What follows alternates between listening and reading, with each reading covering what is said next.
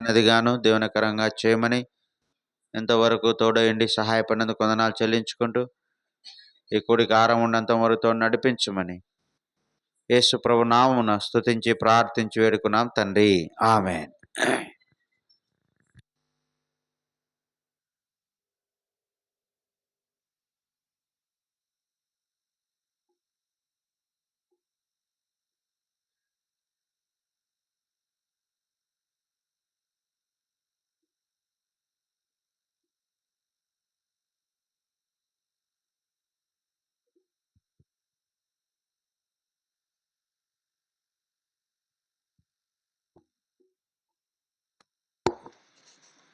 ఈ పెద్ద పాటల పుస్తకంలో 271, కొన్ని పుస్తకాల్లో 268 ఉదయించే దివ్య రక్షకుడు. చిన్నపిల్లలు కింద కూర్చోండి, సిస్టర్స్ లోపల కింద కూర్చునే వాళ్ళంతా లోపలికి పోండి.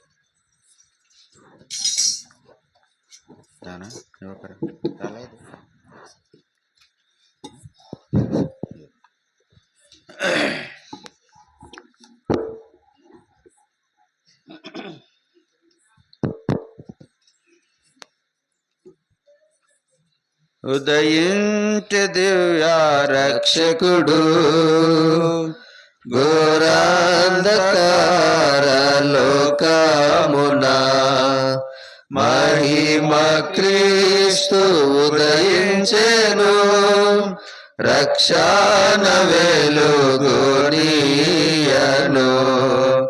రక్షణ వెలుగునియను. ఉదయించే దివ్య రక్షకుడు ఘోరాంధకారమున దీపము లేక పలుమారు పడుచుండగా, ఘోరాంధకారమున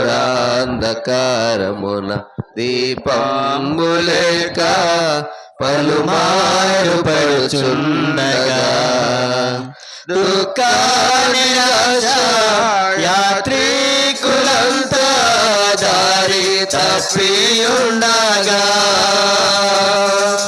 దుఃఖాన్ని యాత్రికులంతా దారి తప్పియుండగా, మార్గదర్శి అయి నడిపించు వారిన్, మార్గదర్శి అయి నడిపించు వారిన్ ప్రభుపాద సన్నిధికి దివ్య రక్షకుడు ప్రకాశ వెలుగు ఉదయించే దారలో,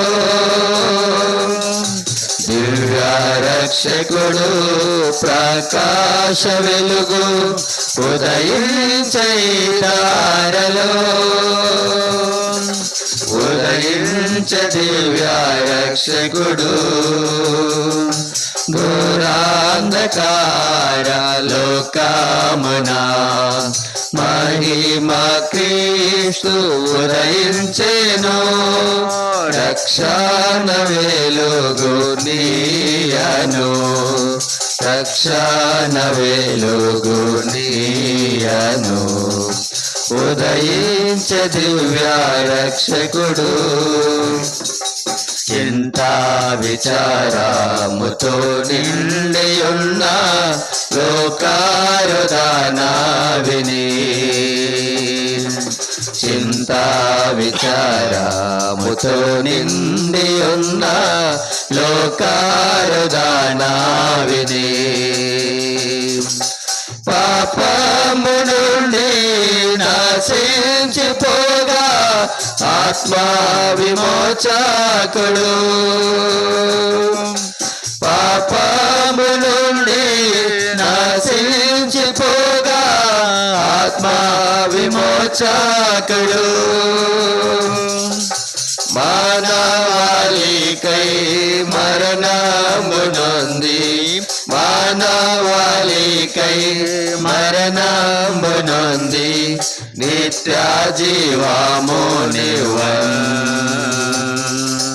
దివ్య రక్షకుడు ప్రకాశధారా ఉదయించి రక్షింపను.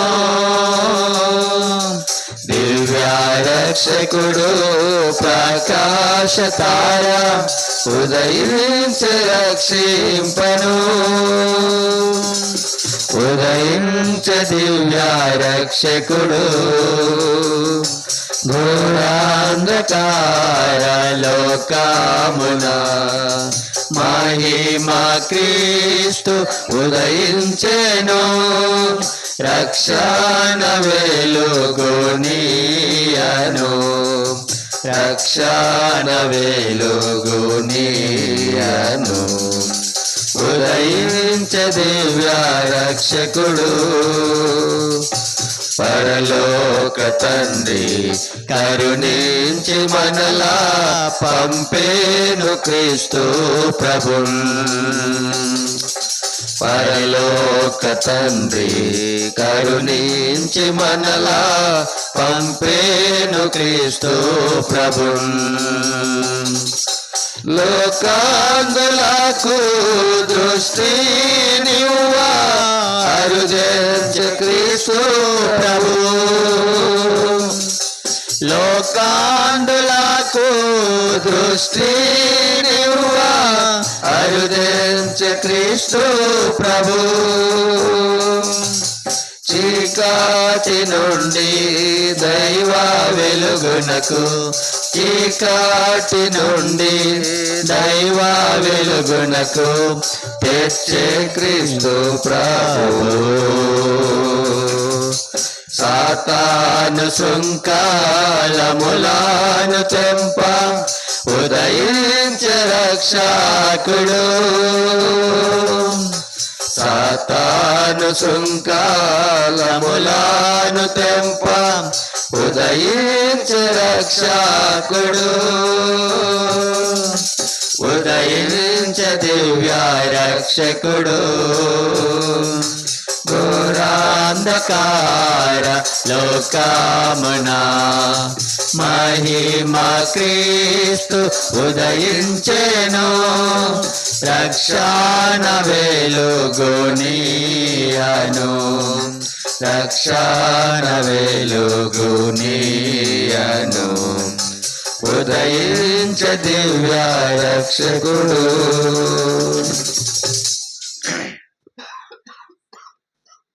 చైర్లు లేవా సిస్టర్స్?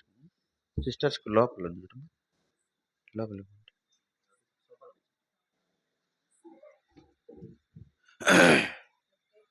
బైబిల్ పల్లె పాడుకుందాం. ఒక రోట పట్టిన టేబుల్.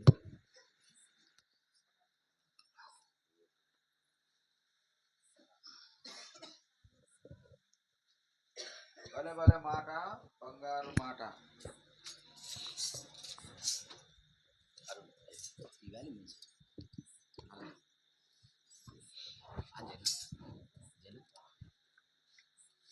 అసలు రాలేదు ఇది.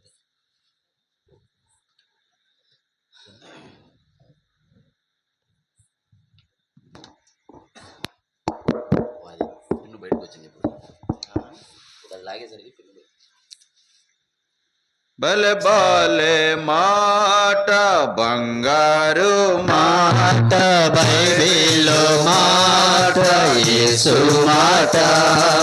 భలే భలే మాట, బంగారు మాట, బైబిల్లో మాట, యేసు మాట. నా జీవితాన, నీ జీవితాన మరువని మాట, యేసు మాట. నా జీవితాన, నీ జీవితాన మరువని మాట, యేసు మాట. భలే భలే మాట, బంగారు మాట, బైబిలు మాట, యేసు మాట. భలే భలే మాట, బంగారు మాట, బైబిలు మాట, యేసు మాట. ఈ సాయంకాల సమయంలో చిన్నమాచుపల్లి గ్రామ ప్రజలకు ప్రభువైన యేసుక్రీస్తు నామమున మీకు శుభాలు తెలియజేస్తున్నాము.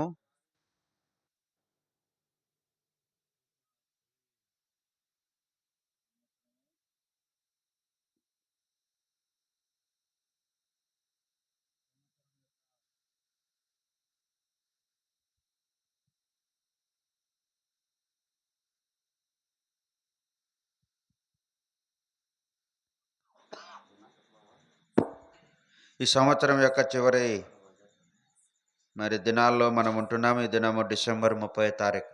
రేపు ఈ సంవత్సరానికి చివరి దినం. ఎంతోమంది ఈ దినాన్ని చూడలేకపోయినారు.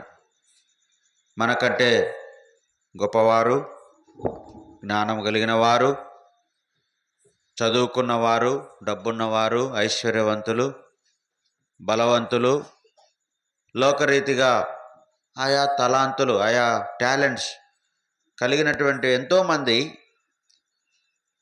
ఈ సంవత్సరంలో చివరి దినము చూడలేక ఎంతోమంది మరణించినారు. ప్రభు అయితే మనల్ని సజీవులుగా ఉంచి ఈ యొక్క చివరి 30వ తారీఖు వరకు ఆయన కనుపాప వలె మనల్ని కాపాడాడు. ఈ డిసెంబర్ మాసం అనగానే మనకందరికీ జ్ఞాపకం వచ్చేది ఏంటంటే క్రిస్మస్ అయిపోయినప్పటికీ యేసు ప్రభు యొక్క పుట్టుకను గూర్చి అనేకులు తెలుసుకోవాలనే ఉద్దేశంతో ఈ ప్రత్యేకమైన కూడికలు ఏర్పాటు చేస్తూ వచ్చాం. ఈ సాయంకాల సమయంలో లూకాసు వార్త 4వ అధ్యాయము 18వ వచనము అందరం కలిసి చదువుకుందాం. లూకాసు వార్త 4వ అధ్యాయము 18వ వచనాన్ని మనమందరం కూడా కలిసి చదువుకుందాం. ప్రభువు ఆత్మ నా మీద ఉన్నది, బీదలకు సువార్త ప్రకటించుటకై ఆయన నన్ను అభిషేకించెను, చెరలోనున్న వారికి విడుదలను, గుడ్డి వారికి చూపును కలుగునని ప్రకటించుటకును, నలిగిన వారిని విడిపించుటకును, ప్రభు హితవత్సరము ప్రకటించుటకును ఆయన నన్ను పంపియున్నాడని వ్రాయబడిన చోటు ఆయనకు దొరికెను. యెషయా గ్రంథము 9వ అధ్యాయంలో ప్రభువైన యేసుక్రీస్తు వారిని గురించి ఒక ప్రవచనం మనకు జ్ఞాపకం చేయబడుతుంది. చూడండి, యెషయా గ్రంథం 9వ అధ్యాయము 6వ వచనము అందరం కలిసి చదువుకుందాం. యెషయా గ్రంథం 9:6. ఏలైనగా మనకు శిశువు పుట్టెను, మనకు కుమారుడు అనుగ్రహింపబడెను, ఆయన భుజం మీద రాజ్యభారముండును. ఆశ్చర్యకరుడు, ఆలోచనకర్త, బలవంతుడైన దేవుడు, నిత్యుడగు తండ్రి, సమాధానకర్తయగు అధిపతి అని అతనికి పేరు పెట్టబడును. ప్రార్థన చేసుకుందామా?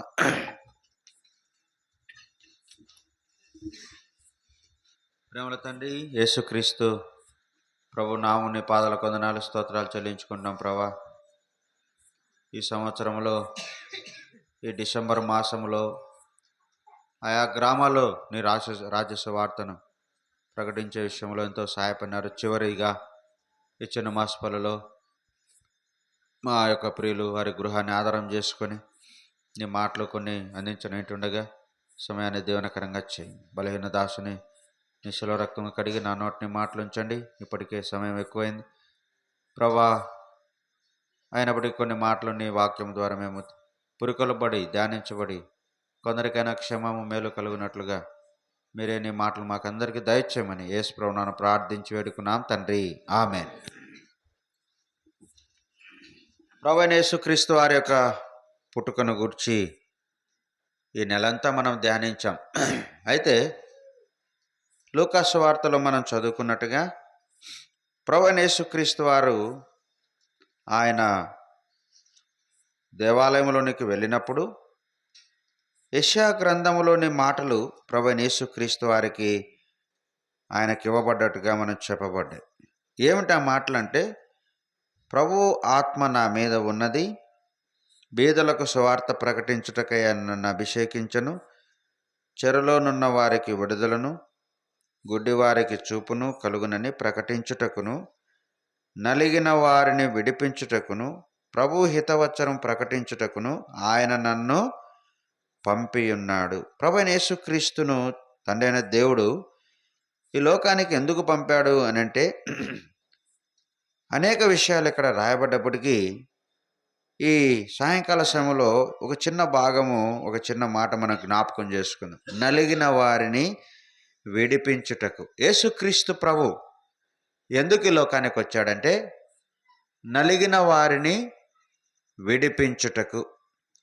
కనుక నలిగిపోయినటువంటి మానవులందరూ కూడా ఈ లోకములో ఎలాగున్నారు అనంటే నలిగిపోయిన వారుగా, బలహీనపరచబడిన వారుగా, బలహీనులుగా ఉన్నట్టుగా మనకు దేవుని యొక్క వాక్యంలో మనం చదువుకోవచ్చు.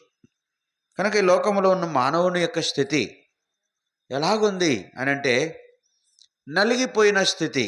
అనగా ఒక వ్యక్తి ఎంతగా ఈ లోకంలో పాపాన్ని బట్టి నలిగిపోయిన వాడుగా ఉన్నాడు, ఎంత బలహీనమైపోయిన వాడుగా ఉన్నాడు అనేది మనం చూసినప్పుడు దేవుని యొక్క వాక్యంలో చూడండి, కొంతమంది వారు బలహీనంలో అయిపోయినారు. ఎంతగా బలహీనులు అయిపోయినారంటే కీర్తన గ్రంథం 31:10, 31 కీర్తన 10వ వచనం, 31 కీర్తన 10వ వచనంలో ఒక మాట మనకు జ్ఞాపకం చేయబడుతుంది. చూడండి, 31 కీర్తన 10వ వచనం. ఎవరైనా తీసింటే చదవండి.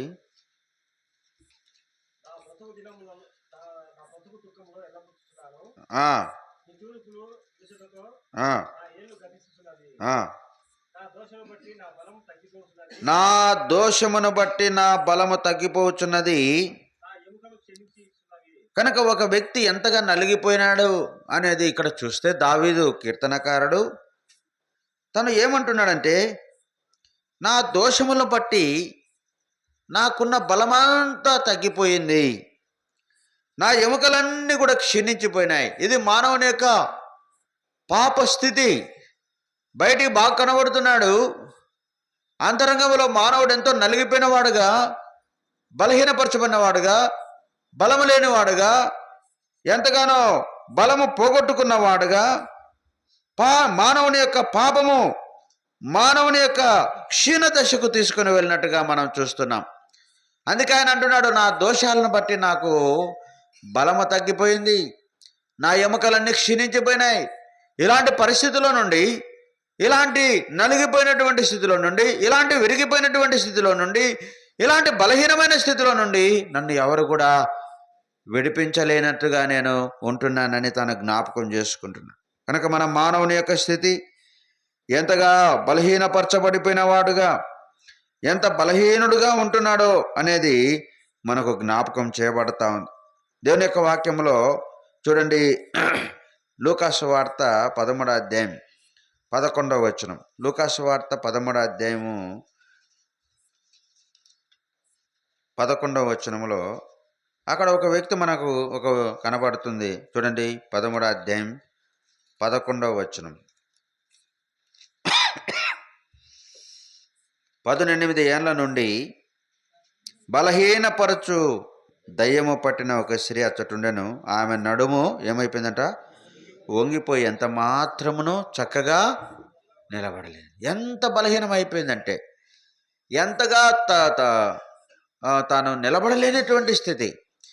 అక్కడేమో దావీదు ఏమంటున్నాడంటే, నా దోషాలను బట్టి నేనెంతో బలము తగ్గిపోయిన వాడనుగా, నా ఎముకలన్నీ కూడా బలము తగ్గిపోయినాయి, నాకు ఎంతో బలహీనతలో నేనున్నాను అని తాను జ్ఞాపకం చేసుకుంటుండగా, ఈ యొక్క కొత్త నిబంధనలు మనం చూస్తే 18 ఏళ్ల నుండి ఈమె నడుమంతా వంగిపోయినటువంటిదిగా, ఎంతో బలహీనమైనటువంటిదిగా కనబడతా.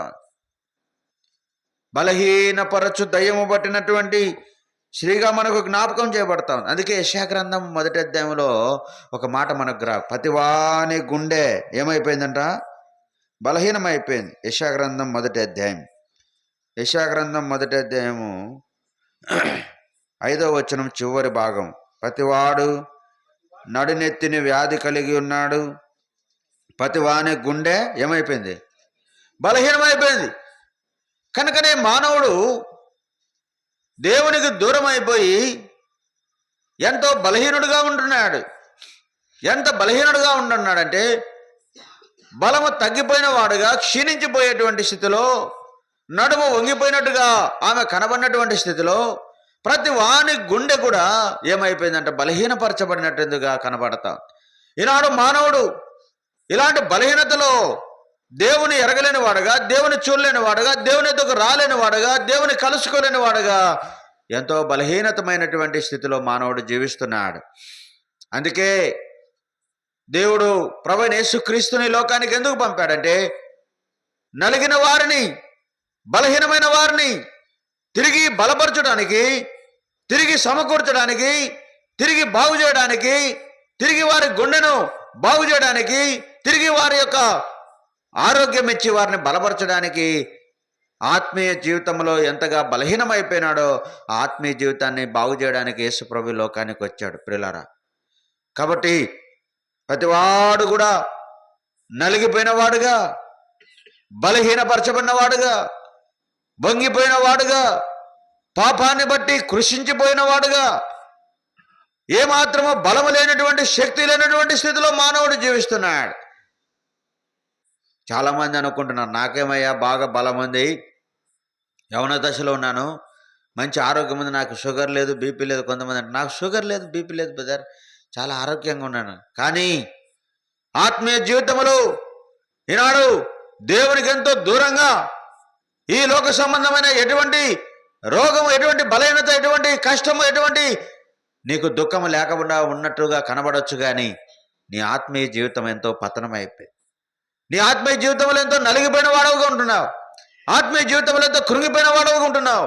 ఆత్మీయంగా సమాధానము, సంతోషము లేనటువంటి స్థితిలో మానవుడు జీవిస్తున్నాడు. అలాంటి వారిని, నలిగిపోయినటువంటి, క్షీణించిపోయినటువంటి, బలహీనపరచబడినటువంటి, వంగిపోయినటువంటి, అలాంటి స్థితిలో ఉన్నటువంటి వారందరినీ కూడా తిరిగి బాగు చేసి సమకూర్చడానికే దేవాది దేవుడు ఈ లోకానికి వచ్చాడు.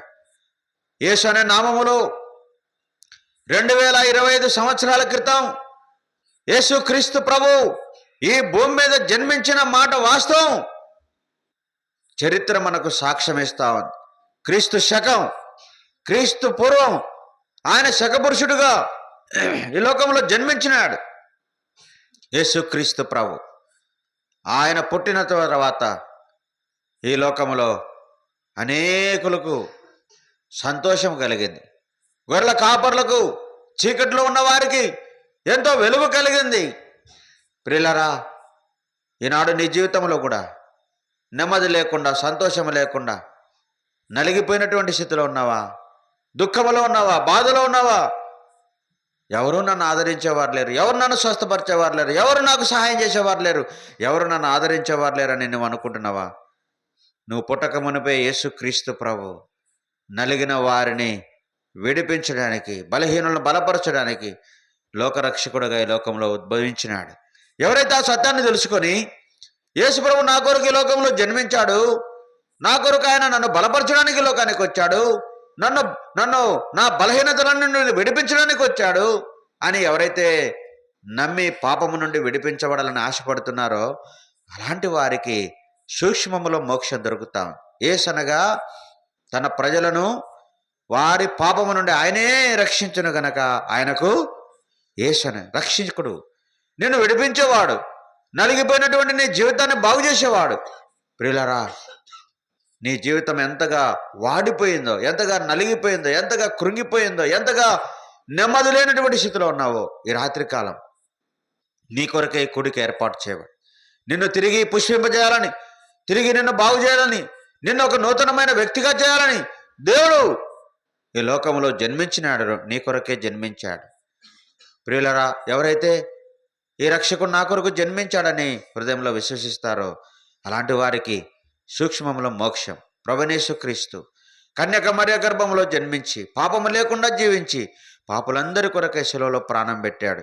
ఆయన చేతుల్లో మేకులు, కాళ్ళలో మేకులు, తలపైన ముళ్ళ కిరీటం, పక్కలో బల్లెపోడు, శరీరం అంతా కొరడా దెబ్బలు కొట్టించుకుని ఆయన శిలువలో నీ కొరకు నీ పాప శిక్ష అంతా భరించి నీ కొరకు నలిగిపోయినాడు, విరిగిపోయినాడు. ఆయన మనుషుని చూడనున్నవాడుగా, వ్యసనాక్రాంతుడుగా, వ్యాధిని అనుభవించిన వాడుగా ఎంతగానో ఆయన శిలువలో స్వరూపాన్ని సొగసును కోల్పోయినాడు. ఏం కారణం అంటే నలిగిపోయినటువంటి, బలహీనమైనటువంటి, వంగిపోయినటువంటి నీ జీవితాన్ని తిరిగి బాగు చేయడం కొరకు ఆయన నీ కొరకు సెలవులో ప్రాణం పెట్టాడు. నీ కొరకు రక్తం కార్చాడు.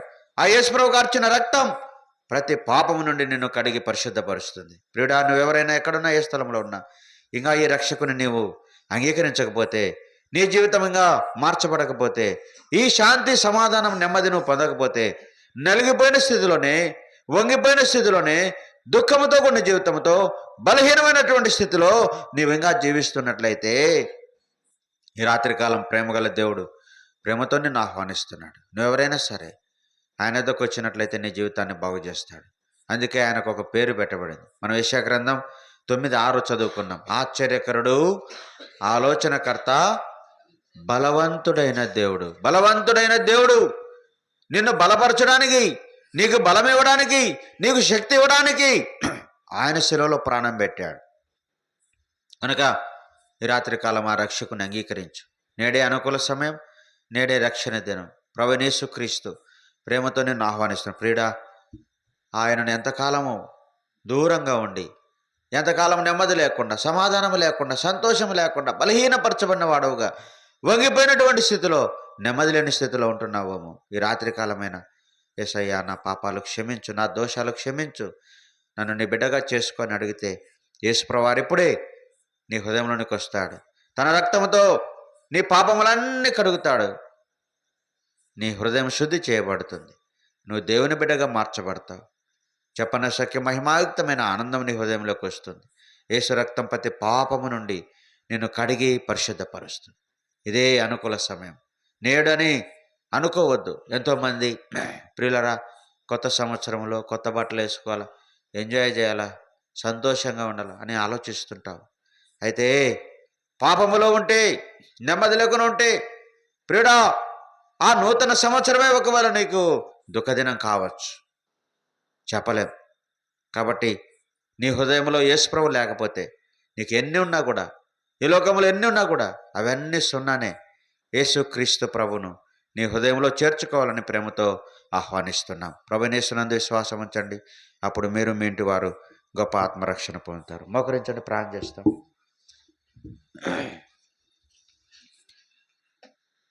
మైక్ ద్వారా వింటున్నావా? ఇంటి దగ్గర కూర్చొని వింటున్నావా?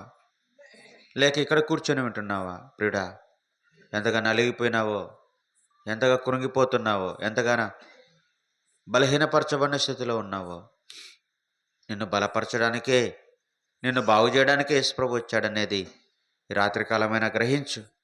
సత్యాన్ని తెలుసుకో. యేసయ్యా, నన్ను బలపరచడానికి ఈ లోకానికి వచ్చావంట. నా క్షీణించిపోయిన స్థితిని, నా బలహీనమైన స్థితిని బాగు చేయడానికి వచ్చావంట నాయన. నా పాపాన్ని బట్టి నాకు నెమ్మది లేదు, నా పాపాన్ని బట్టి నాకు మనశ్శాంతి లేదు, నా పాపాన్ని బట్టి నాకు ఆనందం లేదు యేసయ్యా. నా పాపాలు క్షమించు యేసయ్యా. నీ శిలువ రక్తంతో కడుగు, నన్ను నీ బిడ్డగా చేసుకో ప్రభువా అని రాత్రికాలం అడుగు. ఇప్పుడే ఆయన నీ హృదయంలోనికి వస్తాడు. నీ చెడు జీవితాన్ని తీసివేస్తాడు. నీకు నెమ్మది ఇస్తాడు, ఆనందం ఇస్తాడు.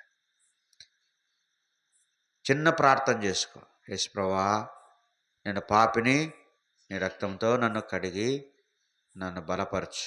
నాకు మనశ్శాంతి, ఆత్మశాంతి ప్రభువా. నా హృదయంలోకి రా యేసు ప్రభువా. నన్ను నీ రక్తంతో కడుగు ప్రభువా. నన్ను శుద్ధీకరించు, నన్ను బలపరచు. నీ కొరకు జీవిస్తా ప్రభువా అని చిన్న తీర్మానం చేసుకో. ప్రేమగల తండ్రి, పరిశుద్ధుడైన దేవా, ఈ సాయంకాల సమయంలో చిన్న మాసపల్లో చెప్పనటువంటి మాటలు దీవించి, ఎవరి నిమిత్తమైతే ఏ ఉద్దేశంతో ఈ తలంపులు తీసుకొని వచ్చావో మాకు తెలియదు ప్రభువా. ఆ బిడ్డను మీరు బలపరచండి, వారి హృదయాలు తెరవండి. వారి అంతరంగంలో ఉన్నటువంటి బలహీనమైన స్థితి, క్షీణతతో ఉన్న స్థితి, వంగిపోయినటువంటి స్థితి, నడవలేని స్థితి ప్రభువా, నెమ్మది లేని స్థితి సంపూర్ణంగా తొలగించి వారికి ఆత్మశాంతి, మనశ్శాంతి ఇచ్చి వారిని బలపరచమని ప్రార్థిస్తున్నాం. చేరువచ్చిన ప్రతి బిడ్డను దీవించండి. మా సోదరుడు సాల్మన్ అన్న, పుష్పక్క, పిల్లలు, అల్లుళ్ళు, మనమళ్ళు, మనవరాలు అందరినీ కూడా దీవించి బంధువులు, అన్నదమ్ములు, అక్కజలు, రక్త సంబంధికులు అందరినీ కూడా దీవించి ఆశీర్వదించండి. నూతన సంవత్సరంలో నూతన వాగ్దానాలు ఇచ్చి వారిని, వారి కుటుంబాన్ని అన్ని విధాలా కాపాడి దీవించి ఆశీర్వదించమని ఇందుకే వందనాలు చెల్లించుకుంటూ, విత్తబడిన వాక్యం ద్వారా ఈ గ్రామంలో ఉన్న ప్రతి కుటుంబం ప్రభా క్షేమం మేలు పొందగలుగుటకు నూతన సంవత్సరంలో ప్రతి కుటుంబము కూడా దీవించబడి ఆశీర్వదించబడి ఈ గ్రామంలో ఉన్న ప్రతి కుటుంబము ప్రభా నూతన వాగ్దానాలు ఇచ్చి నూతనమైన విధానంలో వారిని నడిపించమని, ఎవరైతే నీకు దూరంగా ఉన్నారో వారిని ఆకర్షించి రక్షించమని యేసు ప్రభువును అనుసరించి ప్రార్థించి వేడుకుంటున్నాము తండ్రి. ఆమేన్. తండ్రి అయిన దేవుని దయ, ప్రభువును రక్షకుడైన యేసుక్రీస్తు ప్రభు కృప, పరిశుద్ధాత్మ దేవుని అయిన సావాసం చేరిన మనకు తను ప్రేమించే వారికి ఇప్పుడు ఎల్లప్పుడు సదాకాలం తోడైండును గాక. ఆమేన్. ఉదయించే దివ్య రక్షకుడు ఘోరాంధకార లోకమున మహిమా క్రీస్తు ఉదయించెను, రక్షణ వెలుగు నీయను, రక్షణ వెలుగు నీయను. ఉదయించ దివ్య రక్షకుడు చింతా విచారముతో నిండియున్న లోకారుదన విని, చింతా విచారముతో నిండియున్న లోకారుదన విని, పాపము నుండి నాశించిపోగా ఆత్మ విమోచకుడు, పాపము నుండి నాశించిపోగా ఆత్మ విమోచకుడు, మానవాళికై మరణంబునంది, మానవాళికై మరణంబునంది నిత్య జీవమునివన్. దివ్య రక్షకుడు ఆకాశ వెలుగు ఉదయించే ఈ దారలో, దివ్య రక్షకుడు ఆకాశ వెలుగు ఉదయించే ఈ దారలో, ఉదయించే దివ్య రక్షకుడు ఘోరాంధకార లోకమున మహిమా క్రీస్తు ఉదయించెను, రక్షణ వెలుగు నీయను, రక్షణ వెలుగు నీయను. ఉదయించ దివ్య రక్షకుడు. Praise the Lord. వచ్చిన వారందరికీ భోజనం ఏర్పాటు చేయబడింది కనుక అందరూ భోంచేసి వెళ్ళాలని మనవి చేస్తున్నాం. భోజనాల కొరకు సోదరు పేతురన్న ప్రార్థన చేస్తాడు.